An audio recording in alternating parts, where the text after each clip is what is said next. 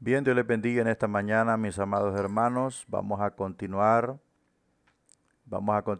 con el estudio del panorama del Nuevo Testamento y hoy nos toca ver las cartas de la prisión. Ya vimos Efesios, la visita pasada, y hoy nos toca ver Colosenses, Filipenses y Filemón, ¿verdad? Ubicados de la página 99 en su material hasta la página 114.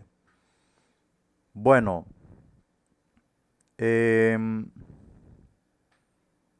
es lo que a continuación vamos a hacer, así que usted puede marcar en su prontuario. Espero que lo tenga a su mano allí para que vaya viendo por dónde va la ruta de la clase.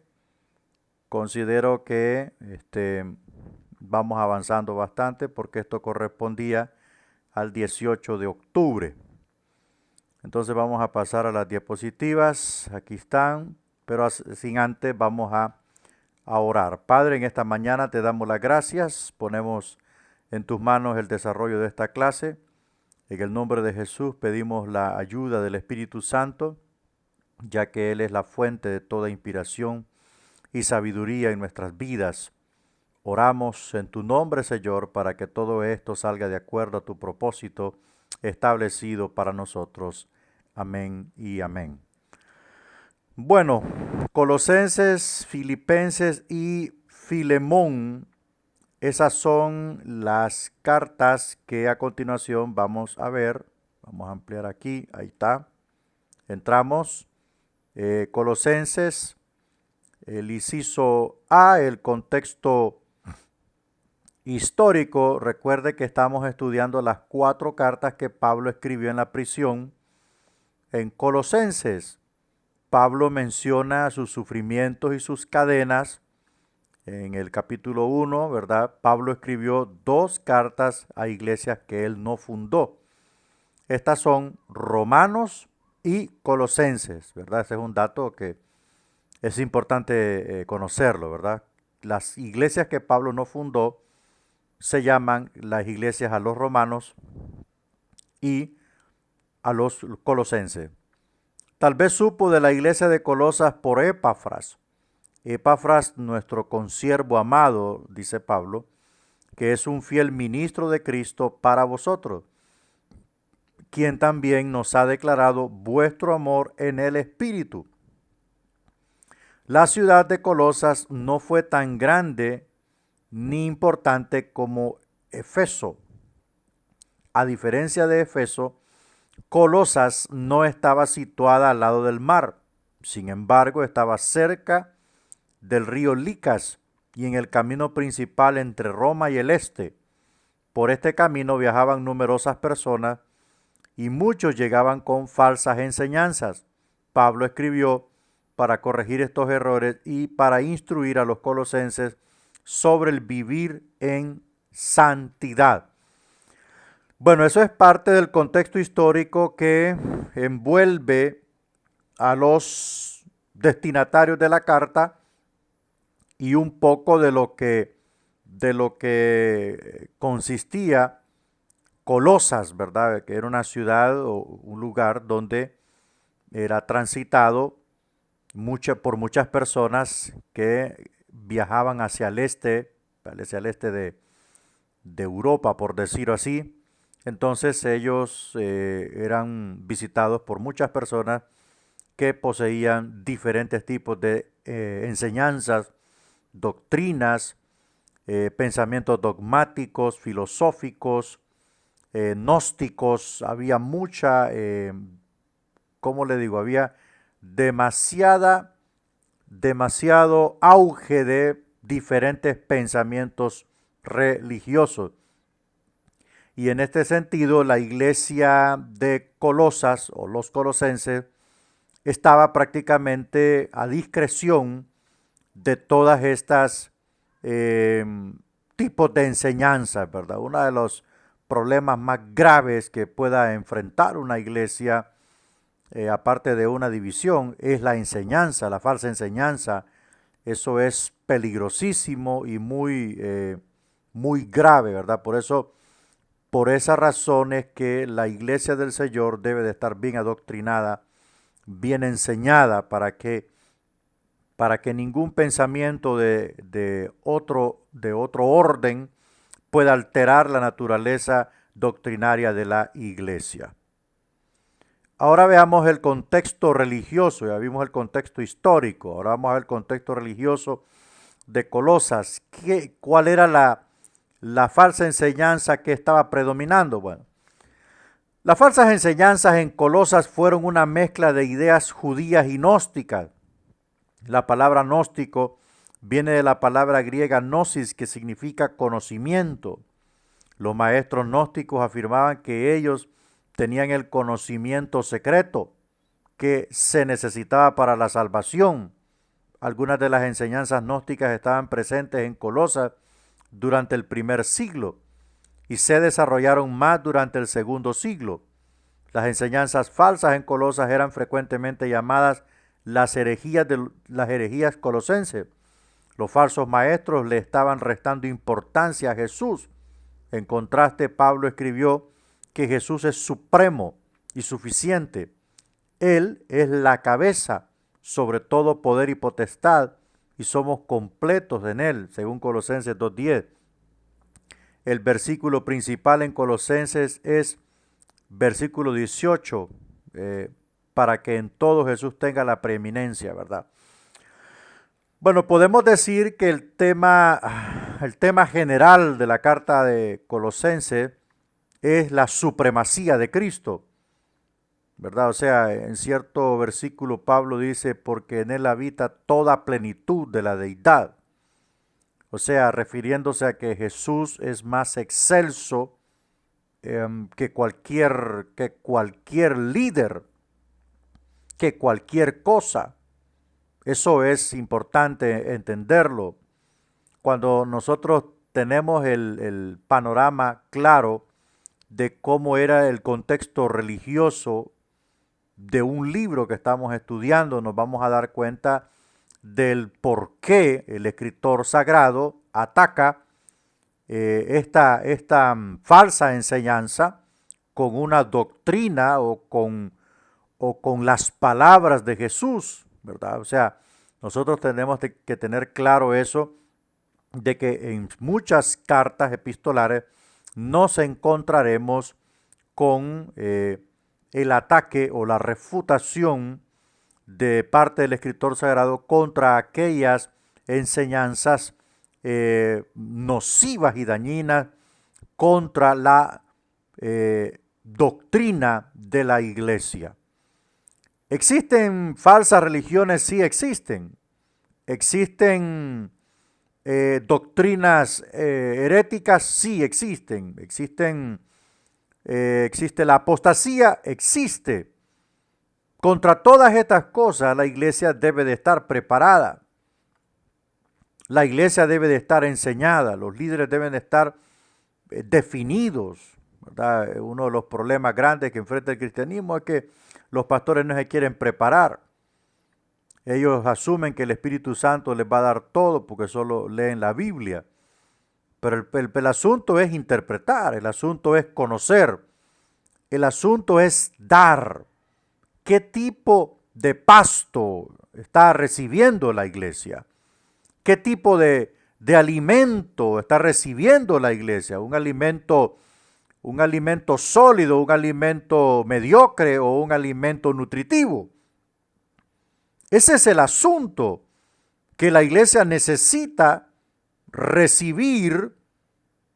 La iglesia necesita recibir una enseñanza sólida, nutritiva, orientativa, no basada en experiencias humanas, no basada en anécdotas, no basada en cuentos, no basada en supersticiones, no basada en revelaciones, basado en lo que dice la Escritura. Y una de las doctrinas que la iglesia debe saber es la deidad de Jesucristo, porque esto ha sido puesto en tela de duda desde hace muchos años atrás, desde siglos atrás. Y la iglesia debe saber que Jesucristo es Dios. La iglesia debe saber que Jesucristo tiene las mismas atribuciones del Padre. Jesucristo es creador de vida. Jesucristo da vida a los muertos. Jesucristo es el Salvador. Jesucristo es el único que venció a Satanás, que venció al pecado y que venció la muerte. O sea, la iglesia debe conocer la esencia plena del Redentor de la humanidad. Los pastores deben dedicarse a enseñar mucho acerca de la cristología, acerca de quién es Jesús, su persona humana, cuándo comenzó su humanidad, quién era antes de ser humano, qué era antes de venir a la tierra. La iglesia debe saber doctrinas importantes como la encarnación del Hijo de Dios. Es algo importante saberlo. Conocer el nacimiento virginal de Cristo. Debe saber la iglesia todas estas doctrinas, porque mucha gente realmente a la iglesia solo van por la bulla.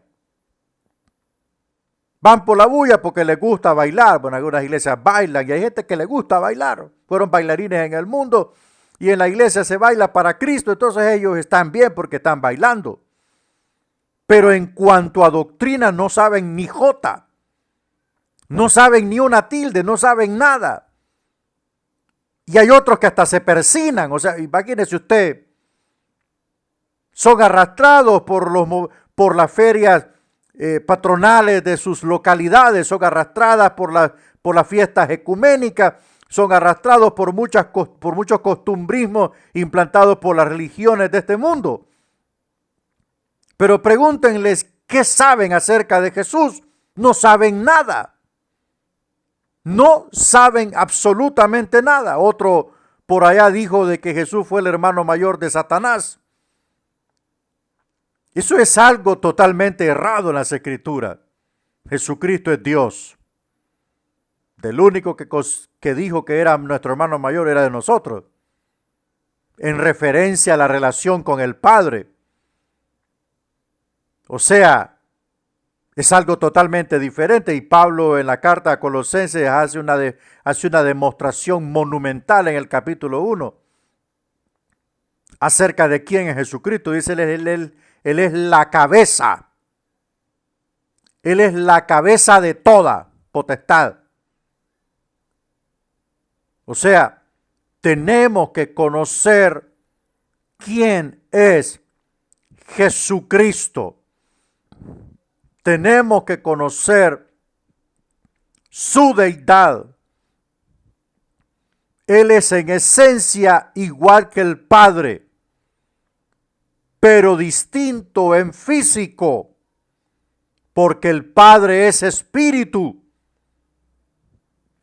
Y Jesucristo posee ahorita, en la actualidad, en este mismo instante, sentado a la diestra de Dios en el cielo, en el tercer cielo, ahorita posee un cuerpo humano glorificado, exaltado y coronado en majestad.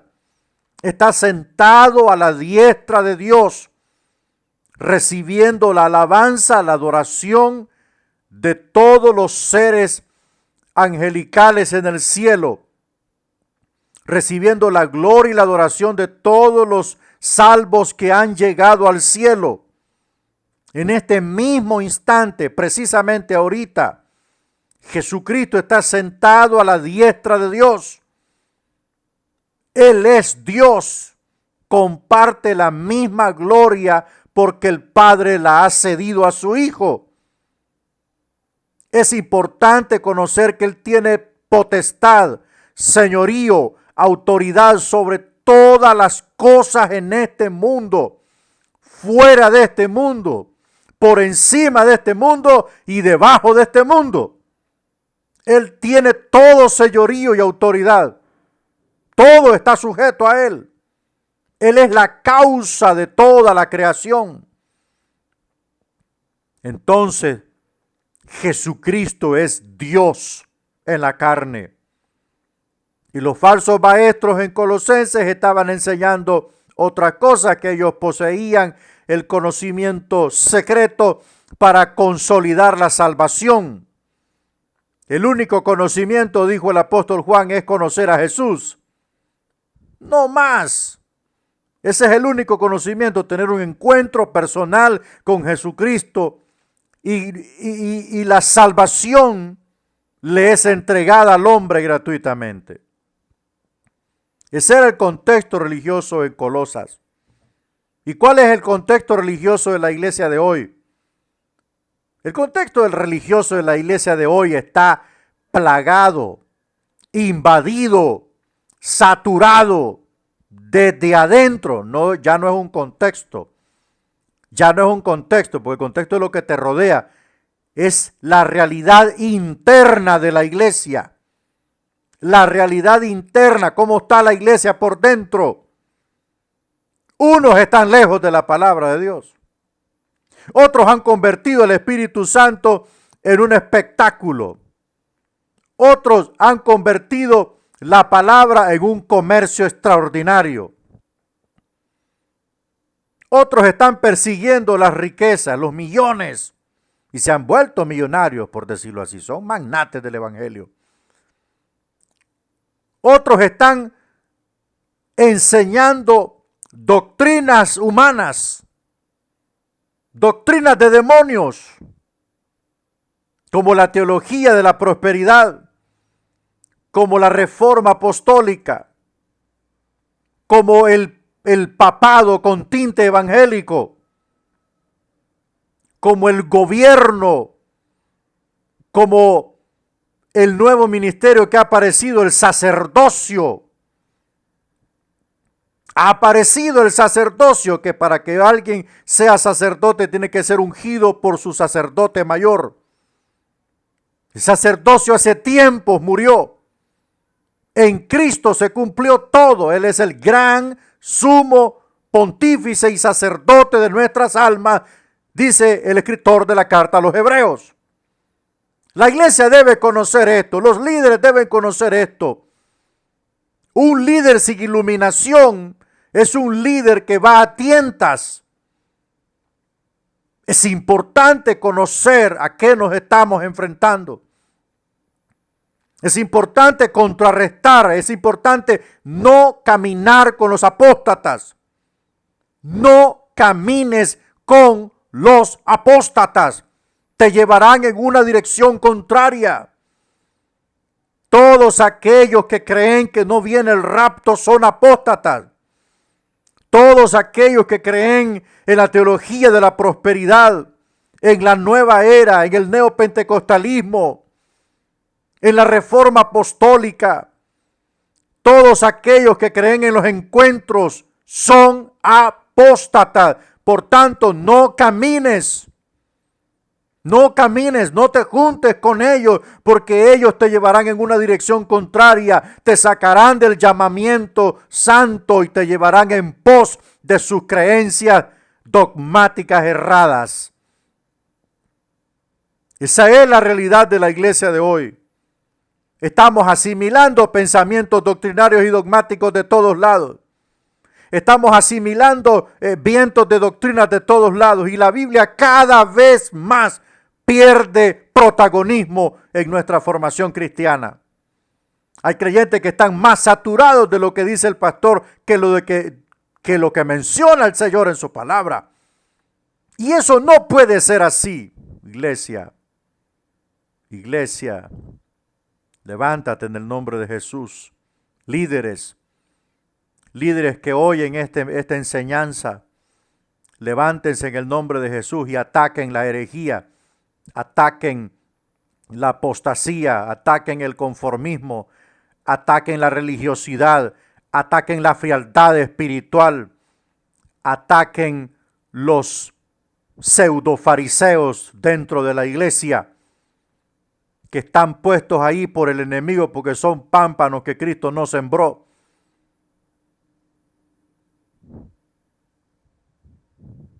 Necesitamos introducirnos en las aguas de las Escrituras. Veamos el bosquejo.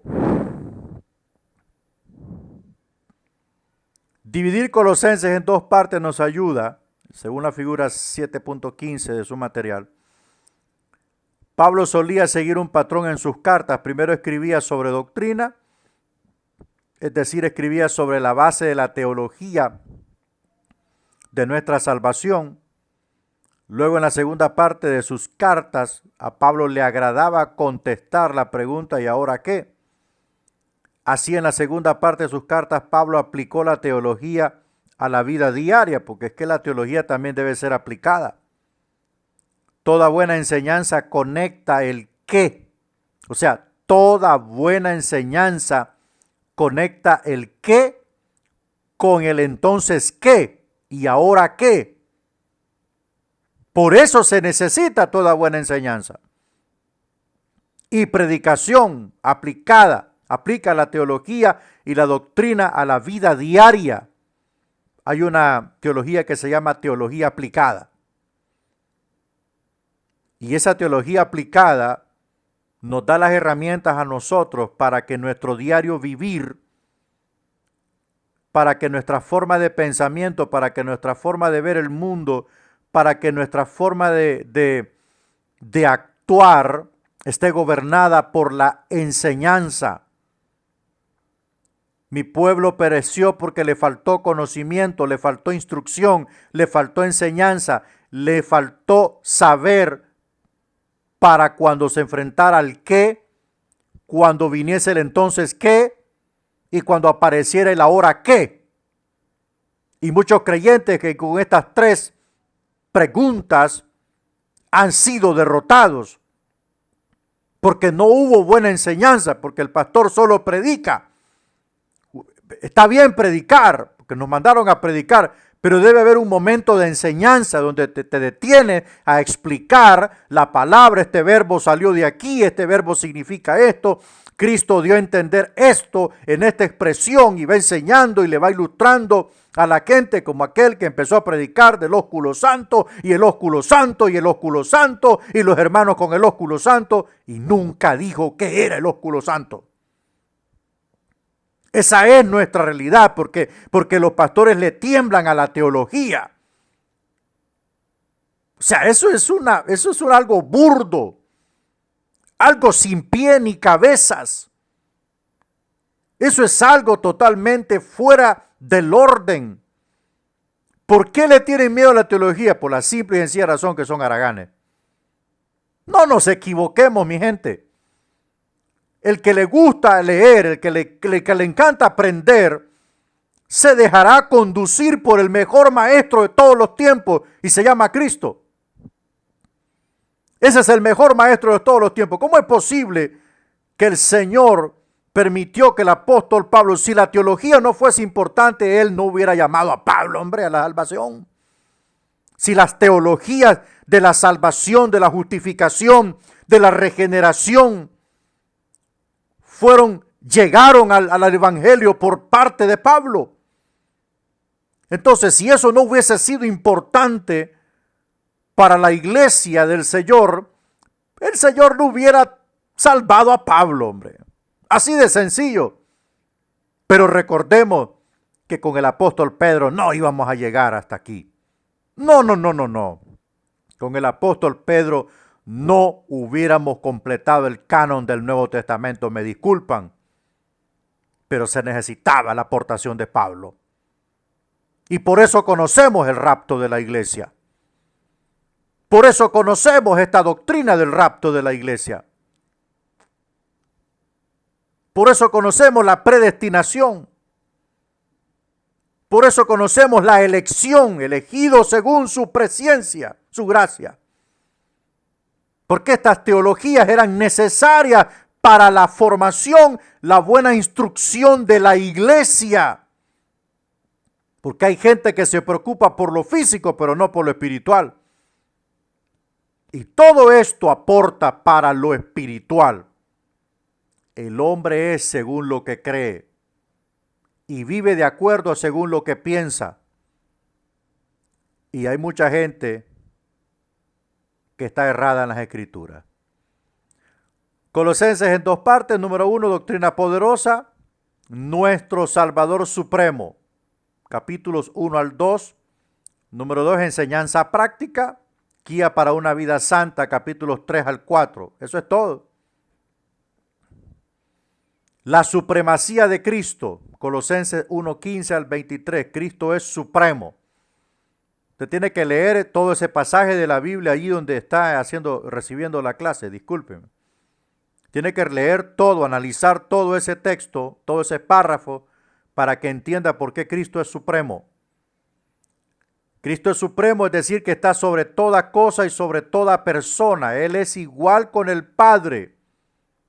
Observe algunas enseñanzas que Pablo nos da sobre Cristo.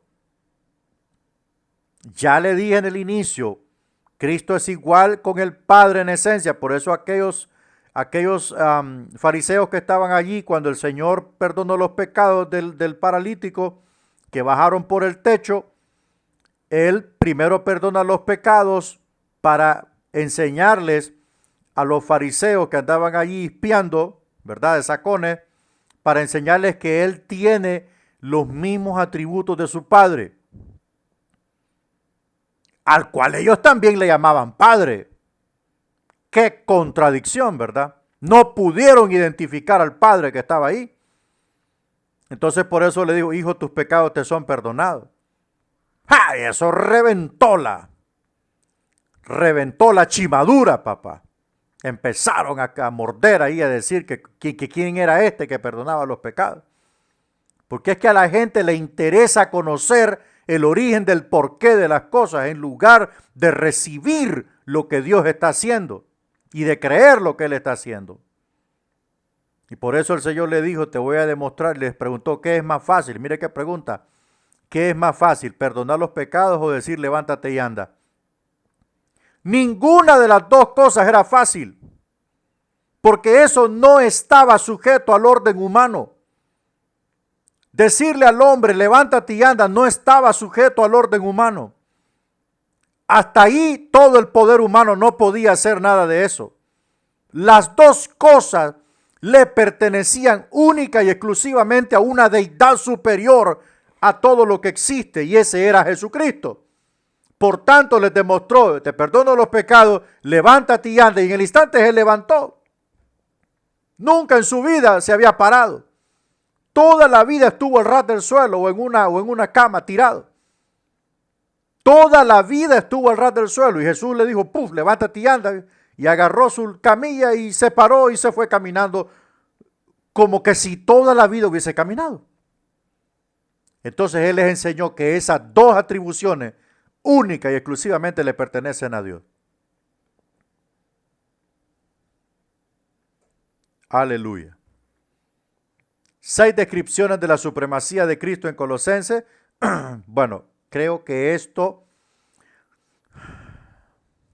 sí, eso está ahí en su PDF. Número 1, Él es la imagen física visible del Dios invisible. Colosenses 1:15. Así empieza ese párrafo. Él es la imagen del Dios invisible. O sea, Dios que es invisible, ¿verdad?, se encarnó en su Hijo. Se encarnó en su Hijo. Quien ve a Jesús está viendo al Padre. Cuando dice imagen, es el reflejo de algo. ¿Ok? Es el reflejo de algo. Imagen es el reflejo de algo. Todo lo que Dios es se refleja a través de su Hijo Jesucristo. Él es el Dios, la imagen del Dios invisible. Eso lo hace ser supremo. Y cuando digo supremo es que está encima de todo. Cuando digo supremo, es que entre el ángel más poderoso del cielo y Cristo existe una eternidad de diferencia. Con toda la perfección del ángel más poderoso del cielo, con toda la magnitud entre ese ángel y el Señor Jesucristo, existe un abismo de diferencia. Porque ese ángel con toda su perfección jamás llegará a ser Dios. Y eso es lo que quiso hacer Lucifer. Tomar el puesto de Dios, convertirse en Dios supremo en todo, y por eso el Señor lo derrotó y lo expulsó y lo tiró acá, a la tierra. O lo expulsó, ¿verdad? O lo expulsó. Entonces, Cristo es supremo. Es cierto, los ángeles tienen capacidades extraordinarias, pero ¿quién se las dio? Se las dio la causa infinita, incausable. La causa infinita es la que produce todas las cosas, pero ella no es producida por nada. ¿Me explico?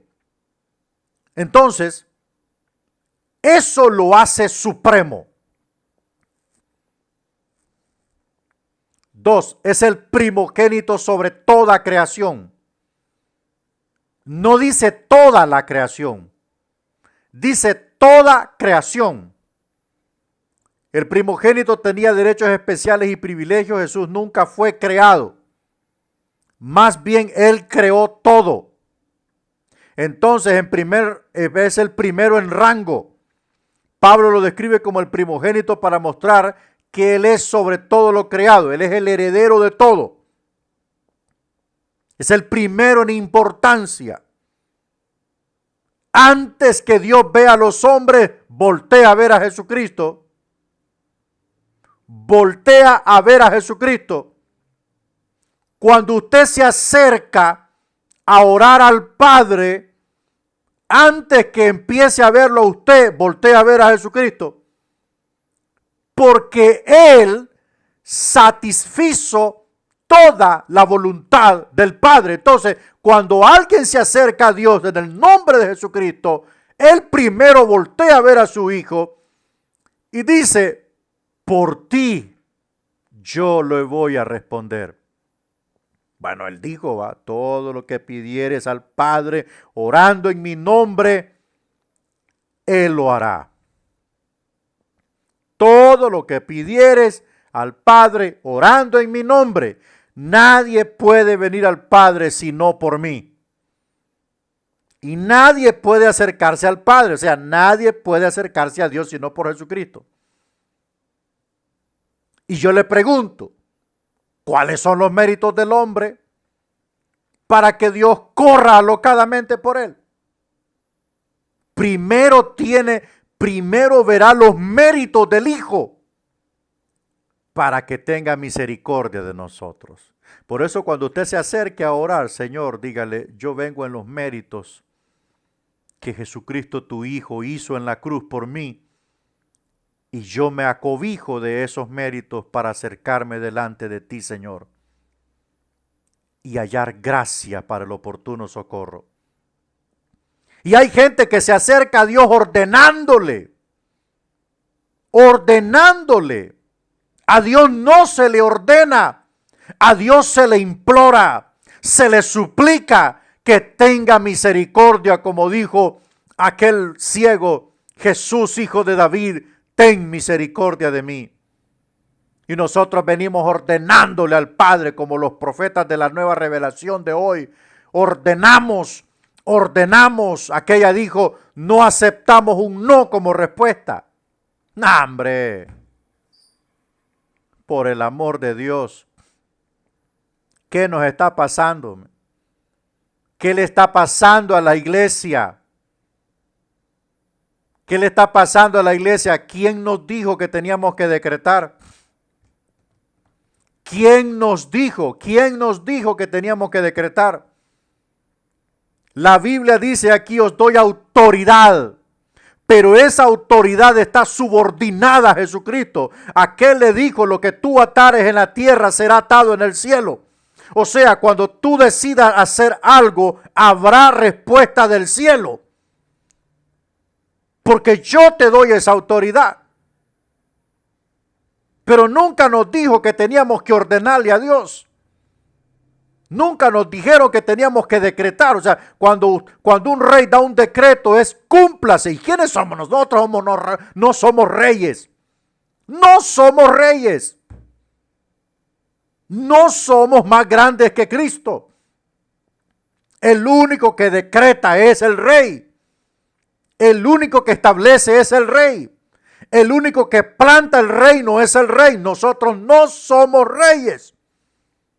Aquel necio dijo que nosotros teníamos que plantar el reino y ordenar todas las cosas. Entonces vendría Cristo.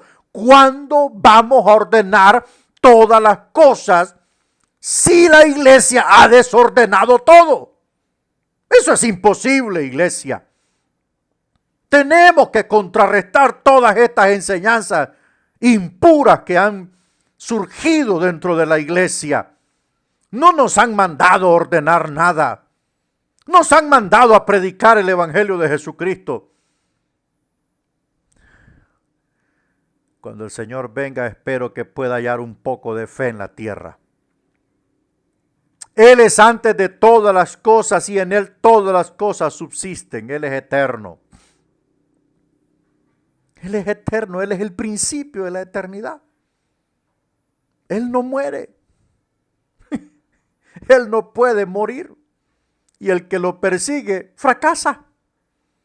Él es la cabeza del cuerpo que es la iglesia. Mire usted, Él es la cabeza. Yo nunca he visto en mi vida que la mano derecha le da órdenes a la cabeza. Jamás lo he visto yo, que alguien me ayude. Tal vez alguien ha visto. Tal vez alguno de los alumnos sabe que alguien vio que el pie derecho le dio órdenes o le desobedeció a la cabeza. Así está la iglesia dándole órdenes a Cristo. Así está la iglesia. Así están los profetas de hoy dándole órdenes al Señor. Estamos mal. Y le digo una cosa, van miles detrás de esas personas. Van miles detrás de ellos, de sus enseñanzas. Porque solo dicen una cosa, Dios me dijo, yo levantaré millonarios en tu iglesia. A todo mundo se vuelve loco, hermano. Esa gente está buscando ser millonarios en la carne, pero no ricos en Cristo. Y es ahí la diferencia, porque lo que pertenece a la tierra, en la tierra se va a quedar.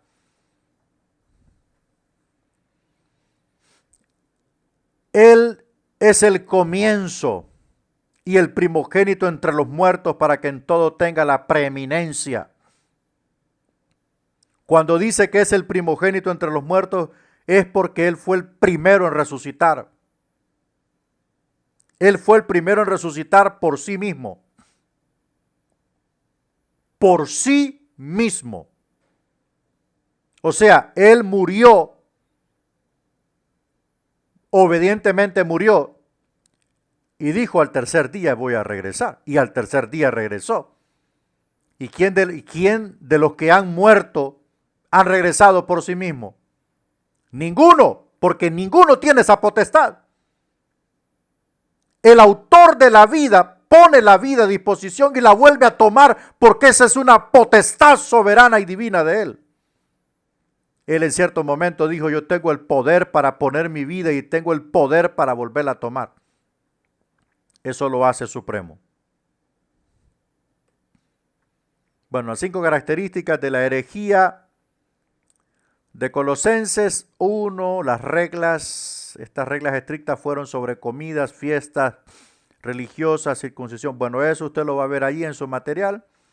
El viejo y el nuevo hombre, según Colosenses 3:1 al 17, ya estamos en la parte práctica. Pablo muestra el significado de su teología y doctrina.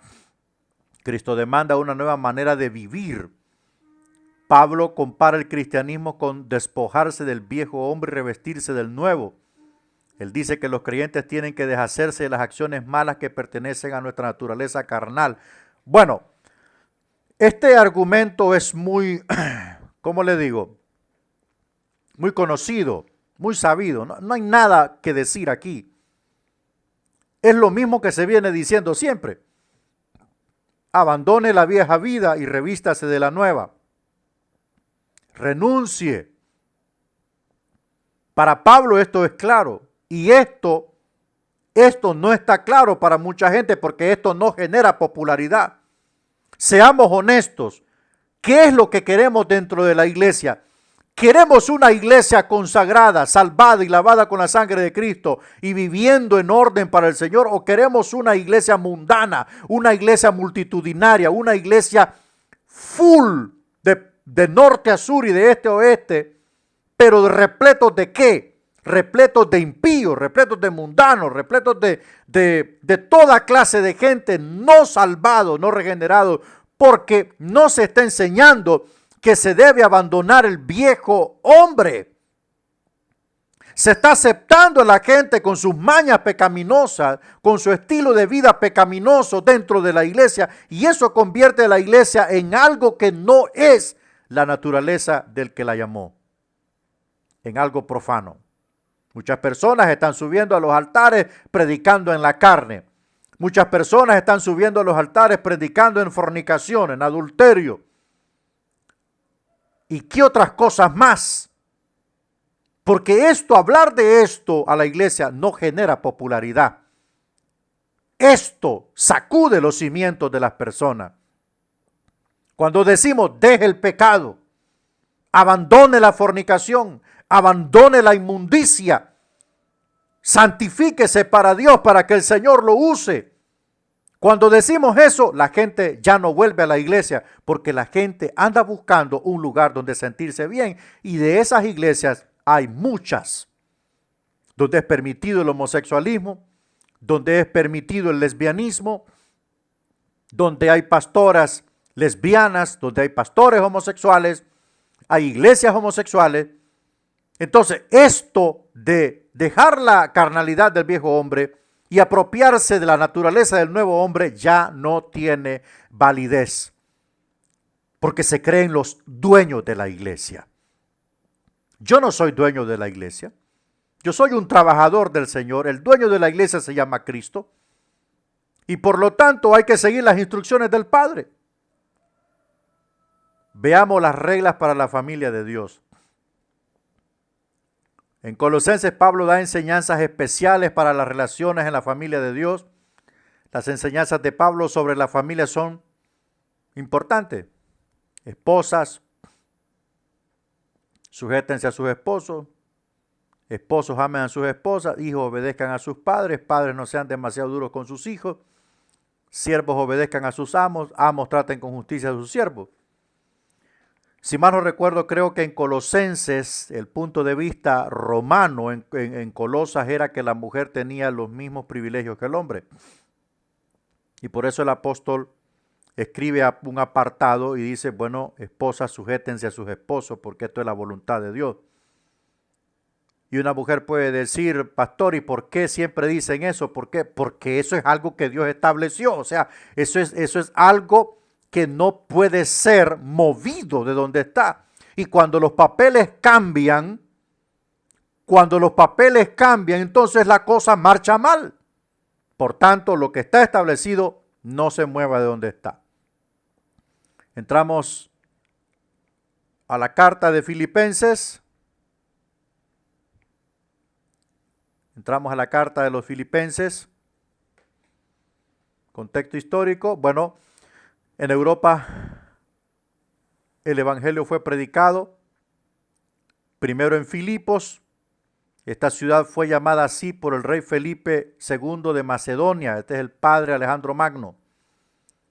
Es el padre de Alejandro el Grande. Alejandro murió en el 323 antes de Cristo. En el año 323 fue el mismo año en que Constantino se metió a la iglesia, ¿verdad?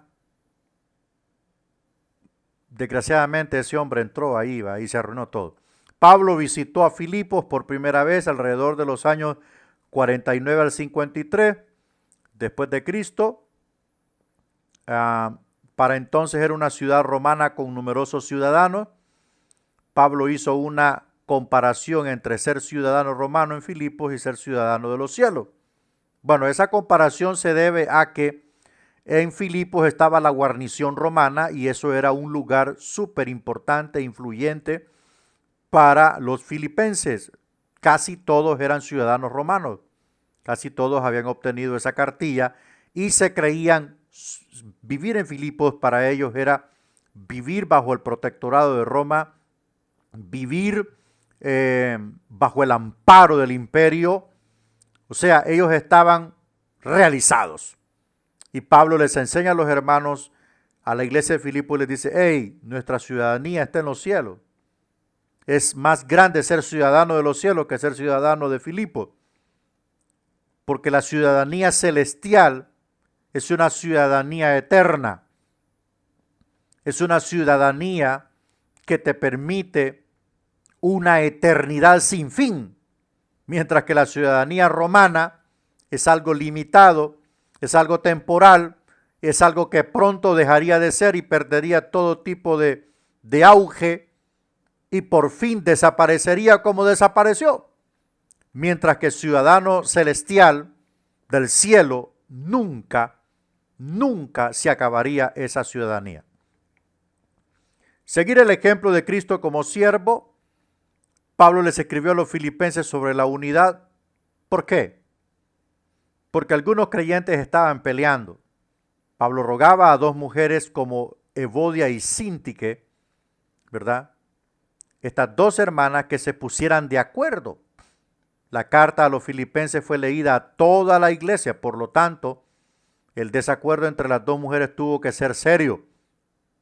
De otro modo, Pablo no lo hubiera mencionado a los otros creyentes. Cristo nos enseñó el camino por medio de su propio ejemplo. Para ser exaltado hay que humillarse. Cristo era igual a Dios, sin embargo, se humilló a sí mismo para redimirnos en la cruz. Es algo fundamental e importante la humildad. La humildad no es para cualquiera. Repito, la humildad no es para cualquiera. Así de simple, así de sencillo. Si nosotros no entendemos la importancia de ser humilde, jamás podremos someternos a Dios. Jamás podemos someternos a Dios. Porque el que es humilde reconoce su condición como está delante de Dios. Reconoce cuando falla, reconoce que le falta, reconoce qué áreas necesita superarse, acepta la corrección, acepta la disciplina, pide perdón, busca restaurar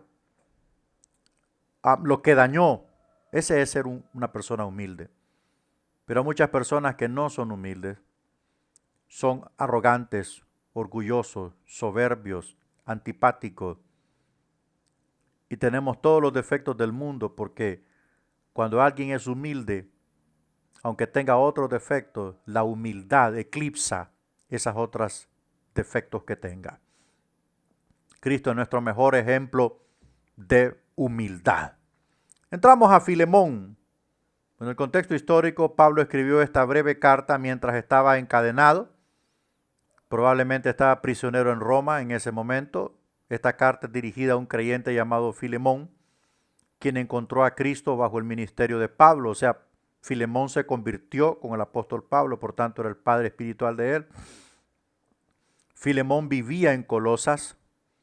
Creemos esto porque los mismos nombres de personas que se encuentran en las cartas a los colosenses también están en Filemón.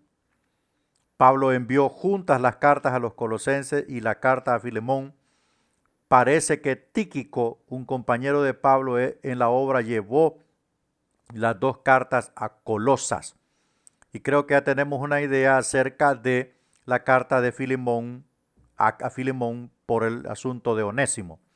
En la casa de Filemón se reunía una iglesia.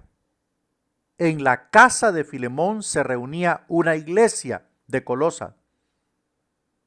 Una iglesia de Colosas. Por lo tanto, la iglesia no es las cuatro paredes, es la gente. En aquellos días no había edificios para las iglesias como lo tenemos hoy. Así que los creyentes se reunían en los hogares.